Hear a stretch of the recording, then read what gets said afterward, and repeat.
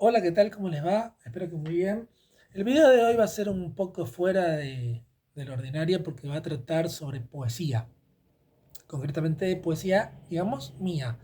Como yo admito que mi producción no es precisamente la más hermosa y perfecta en el mundo literario, quisiera aderezar este video con algunos comentarios de orden técnico, de orden artístico, para poder elaborar buenos poemas.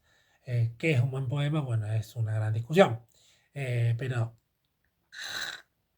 pero bueno, el video no versará solamente sobre mis poemas, sino que habrá cierto contenido teórico.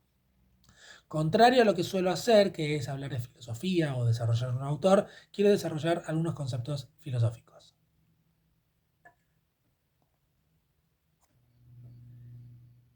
El principal parteaguas con el que nos encontramos en poesía es la vieja y típica discusión entre poesía libre sí o poesía libre no. ¿Qué es la poesía libre? Bueno, la poesía libre es como suele escribirse actualmente en redes sociales, en todo tipo de producción poética. Pero ¿a qué se opone la poesía libre? La poesía libre se opone a la poesía métrica, a la poesía que tiene orden. Durante muchos siglos, a lo largo de la historia de Occidente, la forma de hacer poesía estuvo muy vinculado con el orden de la métrica y con la rima. Por ejemplo, ya en la Ilíada de Homero, en el año, en el siglo aproximadamente octavo antes de Cristo, si bien habla del siglo décimo antes de Cristo esos relatos, se habla de ¿cómo que se llama esto? De versos dactílicos. Es decir, de cierta métrica, de cierto orden, de hexámetros dactílicos. Es decir, 6 medidas, 6 metros, con un determinado ritmo que está dado por dos puntos y uno largo. Dos puntos breves y uno largo. Como un dedo. Esto y esto. Bueno, ya desde el origen de Occidente la poesía se orienta por la métrica. Toda la filosofía, no, toda la poesía que continúa a lo largo de los siglos va a estar tramado por esto mismo. A veces se le incorpora en ciertas lenguas la rima. La rima es fundamental para entender cómo se construye un poema. Entonces, por ejemplo, tenemos los típicos términos de métrica, que son los octasílabos, o los octasílabos como el Lelutier, ¿no? Los octasílabos, es decir, que tienen 8 sílabas, o los endecasílabos, como los sonetos, que tienen 11 metros, etcétera. Y la rima tiene que ver con, a veces está intercalada, a veces tiene una estructura AABB, o a veces tiene una estructura ABAB, o a veces tiene una estructura ABBA, etc. Bien, el punto de la métrica es algo que engaña a los que quieren escribir porque se creen o consideran que la poesía libre tiene que ser una expresión libre, valga la redundancia, sin ataduras de lo que yo quiero expresar o de mis sentimientos. Pero un poema, cualquier poema, ya sea el, el género de estilo que acuñen, está siempre marcado por el ritmo. Y el ritmo lo da la métrica. En un poema libre, en un estilo libre, no hay tanta restricción en el sentido de que cada verso tiene que tener un número fijo de metros. Sin embargo, la métrica es fundamental. Y esto no tengo ejemplos ahora mismo en la punta de los dedos, pero de acuerdo a los tipos de palabras que uno utiliza, puede acelerar el discurso o desacelerarlo. Es decir, emplear, por ejemplo, palabras breves, palabras monosilábicas, por ejemplo, hace que el discurso sea más rítmico. En cambio, colocar palabras esdrújulas hace que el discurso se alargue. Entonces, de esa forma se va creando cierto ritmo y cierta musicalidad, incluso en el poema libre. Bueno, mis textos, que tengo un par para leer, tienen esa mezcla de poesía métrica y poesía libre. Pero bueno, voy a explicar ahora lo que es la poesía métrica. Bien, fundamentalmente hay que entender que en la poesía métrica no se trata solamente de sílabas, no son sílabas, son metros. Un metro no es lo mismo que una sílaba. ¿Y en qué se diferencia un metro de una sílaba? Fundamentalmente, la principal diferencia está dada por lo que se llama sinalefa. Una sinalefa es lo que en francés se suele considerar la liazón. Por ejemplo, cuando dos vocales se reúnen, una final de palabra y otra inicio de palabras, allí se produce una sinalefa y se considera un solo tiempo, un solo metro. Metro significa medida en griego. Entonces, es fundamental entender que muchas cosas que pueden ser muy largas, aparentemente no lo son porque hay muchas sinalefas, hay muchas uniones de vocales finales y vocales iniciales. Eso es clave, muy clave, para entender cuál es la métrica de una determinada poesía. Entonces, voy a dar un ejemplo. Yo escribí hace un tiempo atrás este poema. Mi alita, junto a la otra, esparcirá el polen donde bebí mis flores. El polvillo aún flota por el jardín y el campo, creciendo atraviesa, las abejas se nutren y el zumbido comienza ya su hermoso canto. Bien, lo que tienen que entender de este poema, si lo habrán notado muy a vuelo de pájaro, es que tiene una métrica muy rígida y muy constante. Esa métrica, por algún motivo, yo no lo sé, que elegí es heptasílabos, son 7 sílabas. Entonces, por ejemplo, tenemos un ejemplo. Si yo digo mi alita junto a la otra, yo tengo mia, li, ta, junto a la otra. Perdón, mia, li, ta, junto a la otra. 7. Esparcirá el polen donde bebí mis flores. El polvillo aún flota por el jardín y el campo, creciendo atraviesa bueno, etcétera. Entonces, lo que intento decir es que la partición de los metros se tiene que dar por este concepto de sinalefa que a mucha gente, porque nunca se le explicaron, se le escapa y no lo entiende. Quiero que noten en este poema que hay una serie de rimas que, si bien no son protocolares, están presentes. Por ejemplo, cuando yo digo el polvillo aún flota por el jardín y el campo, creciendo atraviesa, las abejas se nutren y el zumbido comienza ya su hermoso canto. Aquí hay 2 rimas. Lo que tienen que entender es que las rimas se distinguen entre rimas consonantes y rimas asonantes. En las rimas consonantes, digamos, morfológicamente, el final de la palabra es igual. Si yo digo amable, termina con casable o eh, admirable. Si yo digo amable, termino con admirable. Entonces, hable y hable es una rima consonante. Pero en cambio, si yo termino con la misma vocal, con la misma serie de vocales, pero las consonantes son otras, lo que ocurre es que es una rima asonante. Entonces notarán que cuando yo digo por el jardín y el campo, ya su hermoso canto, es una rima asonante. Por eso produce ese efecto tan magnético. Y al mismo tiempo cuando digo creciendo atraviesa y el zumbido comienza, ahí también hay otro tipo de rima. Lo voy a leer otra vez. Mi alita, junto a la otra, esparcirá el polen donde bebí mis flores, el polvillo aún flota por el jardín y el campo, creciendo atraviesa, las abejas se nutren y el zumbido comienza ya su hermoso canto. Bueno, esa es la diferencia entre... Ese es un ejemplo de poesía con medida, con metro, con métrica. Son estos precisamente heptasílabos. Y hay algunas rimas colocadas en el medio. Este es un poema, no diré clásico, pero es un poema que tiene una lógica muy distinta a la de la poesía libre. Vamos con el siguiente. Bueno, este no lo voy a leer.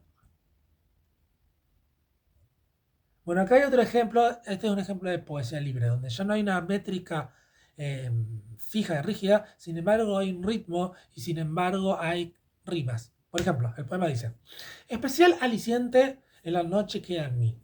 El eco resonante de su canto viaja sin olvido o amargo llanto. Bueno, aquí nuevamente sucede un verso libre, poesía libre, donde hay rimas. Por ejemplo, especial aliciente y en la noche queda en mí y el eco no tienen una métrica fija. Sin embargo, hay rimas presentes, porque la segunda palabra del primer verso es aliciente. Y luego en el quinto verso está resonante. Entonces, aliciente y resonante, justamente para jugar con la palabra, hay una resonancia en ella. Y el efecto magnético que produce el poema está dado porque dice, el eco resonante de su canto viaja sin olvido o amargo llanto. Es decir, hay una musicalidad y un ritmo y una rima que permite este ejemplo. Voy a dar más ejemplos, no de métrica ni de verso libre, sino de procedimientos retóricos.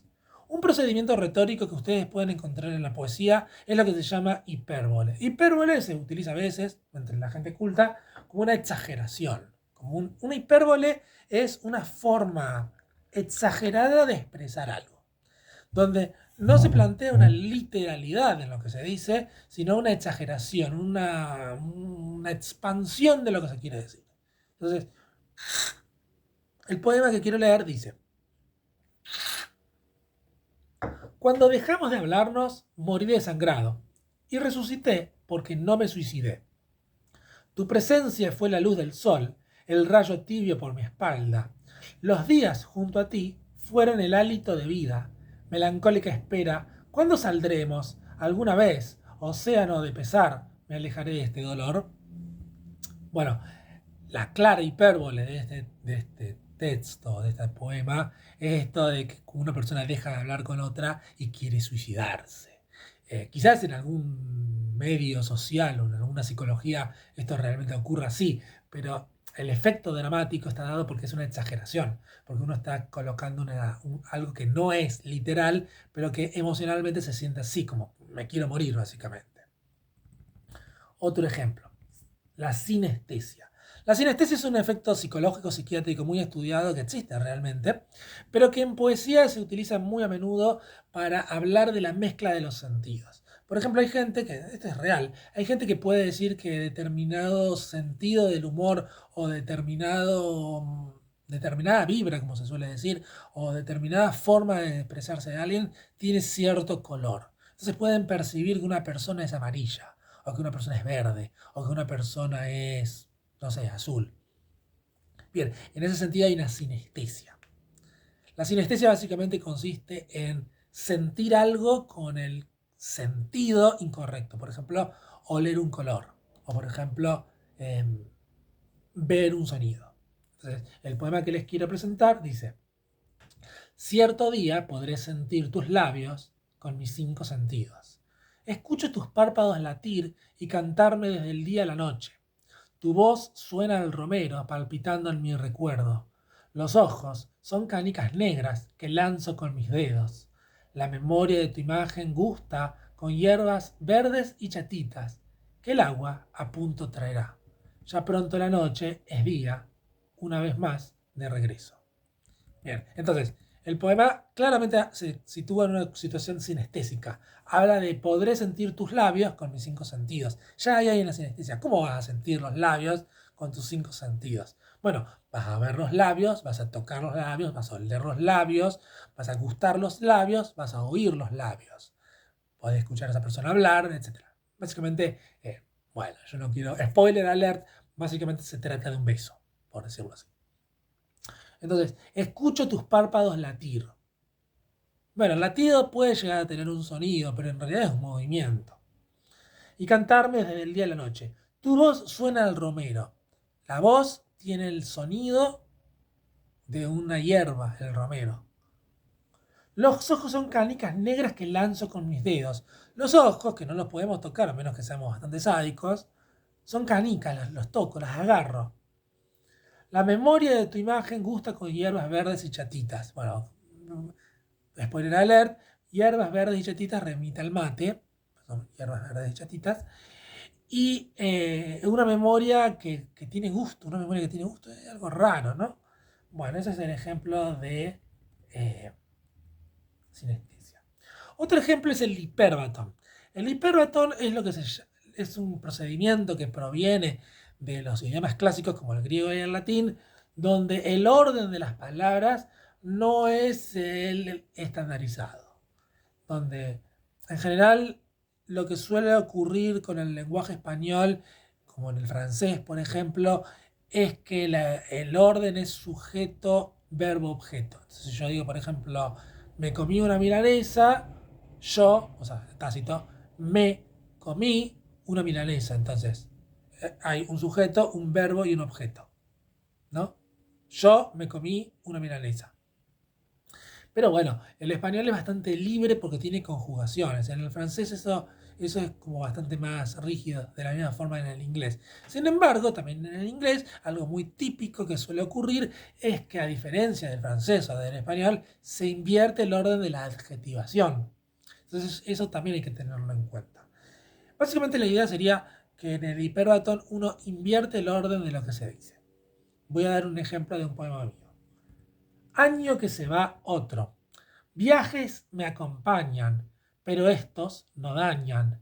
Envejeció el rostro, aunque más flexibles, ofrecen las horas su consuelo de más, blandas, apacibles. El alma se aquieta conforme semeja la vida que deja, cumplidas sus metas. Cuánto que vagaste por ralos caminos, al final del sino, feliz te quedaste. Bueno, en este poema de hecho se conjugan ciertas cuestiones, porque reúne métrica, reúne rima y reúne este fenómeno, este procedimiento que llamamos hiperbatón. Cuando yo digo año que se va otro, estoy incurriendo en un hiperbatón. ¿Por qué? Porque no digo otro año que se va, digo año que se va otro. Luego digo viajes me acompañan, pero no digo me acompañan los viajes.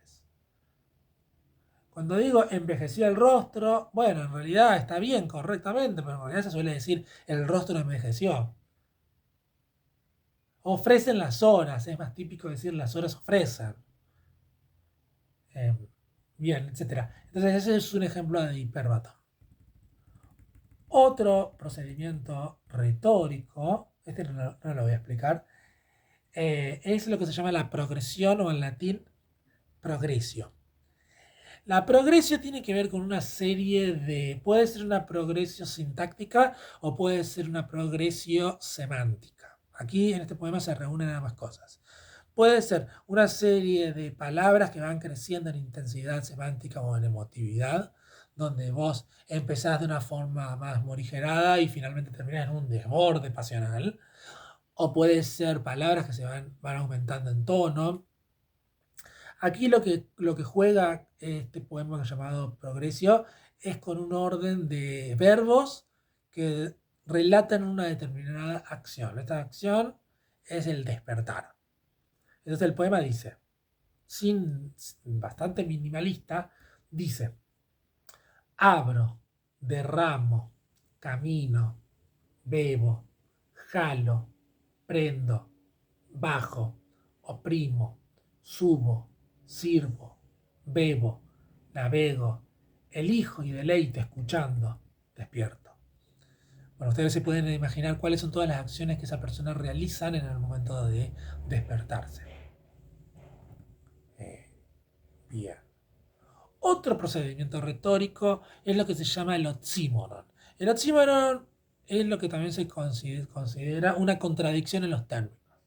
Entonces, cuando yo digo un oxímoron, consiste en utilizar un sustantivo y adjetivarlo con un concepto opuesto.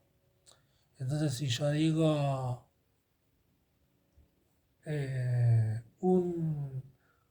un grandioso pobre, un pobre grandioso. Jesús era un pobre grandioso. Ahí hay un oxímoron, porque la pobreza y la grandeza aparentemente se estarían en contradicción. No se puede ser pobre y a la vez grandioso. No se puede ser rico y a la vez ser pobre.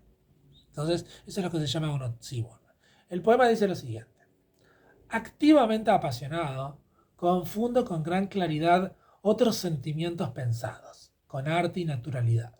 Me resguardo en mi habitación, sí, enceguece diáfanamente, llenándome de información, de mi corazón a mi mente. Otra vez ha anochecido. Telaraña reverdecida, la soledad ha acompañado esta abundancia que es nada.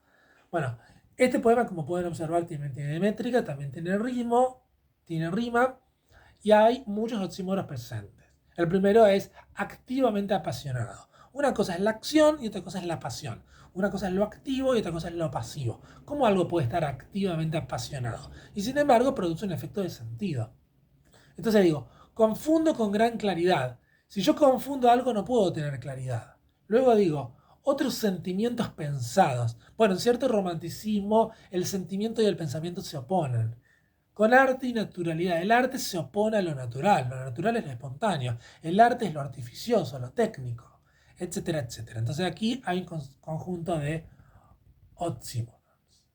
Y termina con el último poema, que no lo voy a explicar, pero dice, a veces invisible, me contemplo aterrado desde el juego especular, solo para no verme más. Aliviana el dolor, pese a todo lo incierto. Aquí hay un sutil juego gráfico, que depende mucho cómo se lee, lo voy a leer de vuelta. A veces invisible, me contemplo aterrado desde el juego especular, solo para no verme. Más aliviana el dolor, pese a todo lo incierto. Esto es lo que se llama ¿cómo que se dice? Eh, una anfibología. Una anfibología literalmente significa algo que tiene dos cabezas. Una anfibología es un verso o dos versos encabalgados que tienen distintos sentidos de acuerdo al tono en el que se lee.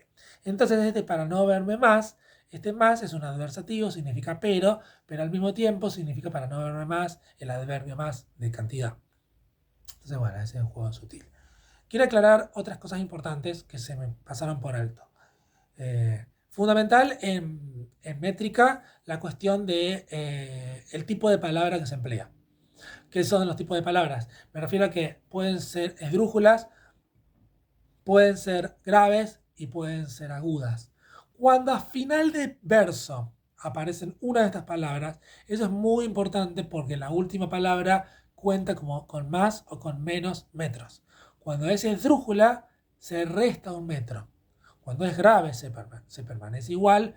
Cuando es agudo, se permanece, aumenta un metro. Por ejemplo, un poema muy célebre es Aquí me pongo a cantar al compás de la vihuela, que al hombre que los desvela una pena extraordinaria, con el cantar, no sé más qué dice, se consuela. Bueno, eh, no me voy a poner a contar ahora porque mi cabeza no da para tanto, porque no lo tengo acá visible, pero en esos versos octosílabos de la primera estrofa del Martín Fierro, hay octosílabos, hay versos de 8 sílabas, de 8 metros, sin embargo hay uno que tiene 7. Ese no es un error, sino que la última palabra es aguda y entonces se cuentan como dos. Este es un ejemplo muy típico de cómo nos olvidamos al contabilizar sílabas o metros en la poesía libre. Así que bueno, eso sería básicamente algunos ejemplos de procedimientos retóricos o procedimientos poéticos para elaborar poemas. Les quiero aclarar que mis poemas los pueden encontrar en mi perfil de Substack. Allí hay una serie de poemarios, en total 3. Uno que se llama Ara, otro que se llama Cele y otro que se llama Alas. Allí pueden encontrar mis poemas, los pueden leer y, bueno, y analizar si les parece. Y bueno, y como siempre, si les gustó el video, confieso que no va a haber demasiados como estos del tipo literario.